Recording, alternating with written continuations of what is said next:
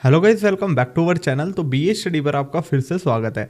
तो जैसा कि आप सबको पता है कि हम यहाँ पर बीए के सभी सब्जेक्ट के सिलेबस को कंप्लीट करा रहे हैं, ऐसे ही मैं आ चुका हूँ आपके लिए बीए के 6th सेमेस्टर का सिलेबस लेकर हमारे भूगोल का। ये हमारा पेपर 2 का सिलेबस रहने वाला है और हिंदी में हम इसको डिस्कस करने वाले हैं। तो चलिए बिना किसी देरी किए स्टार्ट करते हैं और जानते हैं पेपर 2 के अंदर हमको 6th सेमेस्टर में भूगोल में क्या पढ़ना है। तो चलिए स्टार्ट करते हैं जैसा कि अभी बताया।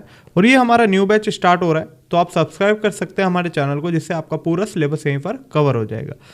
तो जैसे कि 6 सेमेस्टर का सिलेबस रहने वाला है ये पेपर 2, जिसके अंदर हम भौगोलिक विचारों का विकास देखेंगे। यानी कि अलग अलग हमारे भूगोलवेत्ता ने अलग अलग विचार को दिया है ना, उसको समझाया है। ठीक है, तो उसको ही हम देखने वाले हैं कि किस तरीके से इन विचारों का विकास हुआ है। तो चलिए स्टार्ट करते हैं। टोटल इसमें 8 यूनिट रहने वाले हैं जैसे कि रहते हैं। अब इकाई 1 की बात करेंगे हम। ठीक है, इकाई 1 में हमको देखना है प्राचीन भारत में भारतीय भूगोलवेत्ता का योगदान। यानी जो हमारे भूगोलवेत्ता हैं, ठीक है, भारत के, तो उनका क्या योगदान रहा है हमारे भूगोल के अंदर। ठीक है, यानी कि उन्होंने किस तरीके के विचार को बताया है, किस तरीके से सारी चीज़ों को समझा है और क्या योगदान रहा है, उसके बारे में बात करनी है इकाई 1 के अंदर। ठीक है, फिर हमारा यूनिट 2 स्टार्ट हो जाएगा, जिसमें हमको बात करनी है भौगोलिक सोच की प्रारंभिक उत्पत्ति। यानी कि भौगोलिक सोच किस तरीके से स्टार्ट हुई है ना, वितरण की अवधारणाएं को देखना है। सबसे पहले बात करनी है भूगोल में संबंध, यानी कि संबंध किस तरीके से बताता है।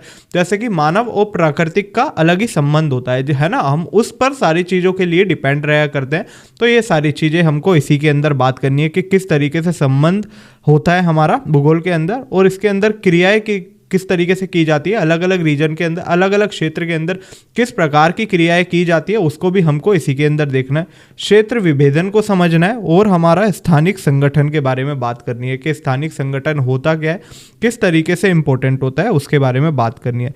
फिर हमारा इकाई 3 स्टार्ट हो जाएगा, जिसमें हमको बात करनी है भूगोल में द्वैतवाद की। यानी कि द्वैतवाद होता है भूगोल के अंदर, जैसे कि एक तो हम मानव के पर्सपेक्टिव से बात करते हैं, यानी कि ह्यूमन जो मानव होता है उसके नज़रिए से देखते हैं चीज़ों को, और एक हमारी जो प्राकृतिक होती है उसके नज़र से देखते हैं चीज़ों को। तो दो हमारा क्या द्वैतवाद हो जाता है, इसको समझना है हमको।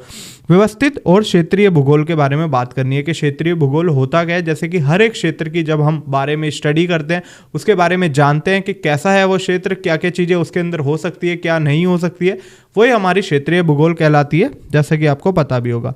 फिर हमको भौतिक एवं मानव भूगोल के बीच में संबंध भी देखना है कि भौतिक और हमारा मानव भूगोल को अच्छे से जान लेना है व्यवस्थित एवं क्षेत्रीय भूगोल के साथ। ठीक है, द्वैतवाद के बारे में मिथक और वास्तविकता, यानी कि क्या है हमारे द्वैतवाद के जो मिथ है हमारे, है ना, उसको समझना है, और क्या हमारी सच्चाई है उसके बारे में भी बात करना है। ठीक है, फिर हमारा यूनिट 4 स्टार्ट हो जाएगा, जिसमें हमको बात करनी है भारत में प्रतिमान की। ठीक है, भारत में प्रतिमान को समझना है। उसके बाद विज्ञान की वृद्धि और विकास के बारे में थॉमस खुद सिद्धांत, यानी जो थॉमस खुद सिद्धांत है, तो उसको भी हमको इसी के अंदर बात करनी है। भूगोल में कुछ मॉडल का अनुप्रयोग, यानी कि भूगोल के अंदर कुछ मॉडल बताए गए हैं, तो उनको भी हमको इसी के अंदर समझना है।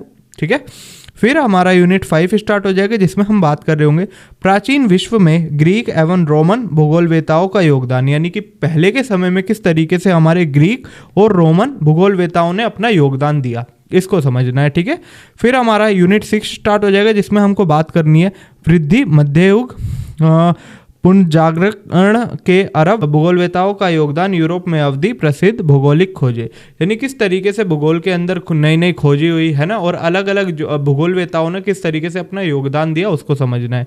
ठीक है, फिर हमारा यूनिट 7 स्टार्ट हो जाएगा, जिसमें हमको बात करनी है जर्मन विचारधारा कांट की। ठीक है, हम्बोल्ट की, रिटर की और रिच्टहोफेन की और रेटजेल की और हेटनर फ्रांसीसी विचारधारा ब्लैच एंड ब्रूनेज का योगदान। यानी कि हमारा क्या ब्लैच और ब्रूनेज का योगदान भी इसी के अंदर समझना है। जो अलग अलग हमारे लोग हैं उनकी किस तरीके से विचारधारा रही और उन्होंने किस तरीके से प्रेरित किया भूगोल के अंदर, इसको हमको इसमें देखना है। फिर हमारा लास्ट इकाई बच जाएगा यूनिट 8, जिसमें हमको बात करनी है सोवियत भूगोलवेताओं की। ठीक है, अमेरिकन स्कूल नमूना का योगदान। ठीक है, क्या मतलब योगदान रहा, जो हमारा अमेरिकन स्कूल था तो उसका क्या योगदान रहा। हंटिंगटन और कार्ल सोयर का हमके बारे में बात करनी है। मैकेडर और हमारा हबर्टसन और एलडी स्टैम्प के बारे में बात करनी है। ठीक है, तो ये हमारे टोटल 8 यूनिट रहने वाले हैं, जिसको हम 6 सेमेस्टर के अंदर पढ़ने वाले हैं। तो उम्मीद करता हूँ आपका पूरा सिलेबस यहाँ पर अच्छे से क्लियर हुआ होगा, समझ आया होगा। अगर कुछ भी डाउट हो आप कमेंट सेक्शन में बता सकते हैं। तो चलिए मिलते हैं आपसे नेक्स्ट वीडियो में, जब तक के लिए थैंक यू सो मच।